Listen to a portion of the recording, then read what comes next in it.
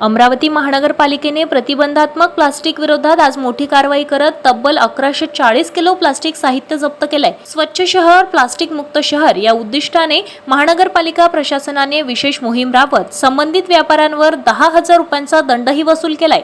महानगरपालिका आयुक्त वर्षा लड्डा व अतिरिक्त आयुक्त शिल्पा नाईक यांच्या आदेशानुसार तसेच वैद्यकीय अधिकारी स्वच्छता डॉक्टर अजय जाधव आणि सहाय्यक आयुक्त मनोज शहाडे झोन क्रमांक 5 यांच्या मार्गदर्शनाखाली ही कारवाई करण्यात आली आहे। इतवारा बाजार पेट्रोल पंप परिसरातील अजय बजाज यांच्या दयाल ट्रेडर्स येथे मोठ्या प्रमाणावर प्रतिबंधात्मक प्लास्टिक विक्री सुरू असल्याची माहिती महानगरपालिकेला मिळाली होती। त्यानंतर प्लास्टिक विभाग आणि अतिक्रमण विभागाच्या संयुक्त पथकाने तात्काळ दुकानावर धडक कारवाई केली। तपासण्यादरम्यान संबंधित व्यापाऱ्याची आणखी एक गोडाऊन SBI बँक मागे असल्याचे समोर आले।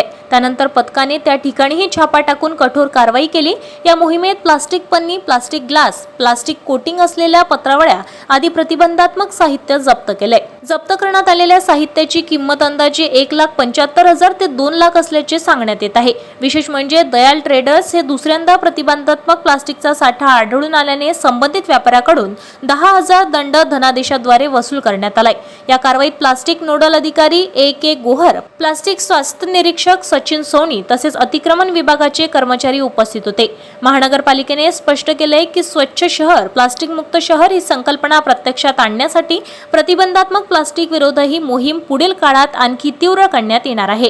ताज्या घडामोडी आणि आपल्या शहरातील बातम्या बघण्यासाठी नंबर 1 न्यूज चॅनलला सबस्क्राइब करा, शेअर करा, आपल्या प्रतिक्रिया कमेंट बॉक्स मध्ये द्या।